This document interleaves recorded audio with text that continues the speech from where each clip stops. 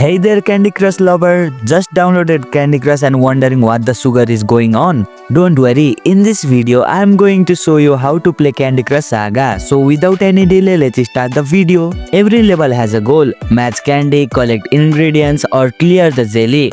Your job? Hit the goal before you run out of moves. Swipe to match 3 or more candies of the same color. They will vanish and the new one will fall in. Easy, right? Match 4 or more candy to unlock power-ups.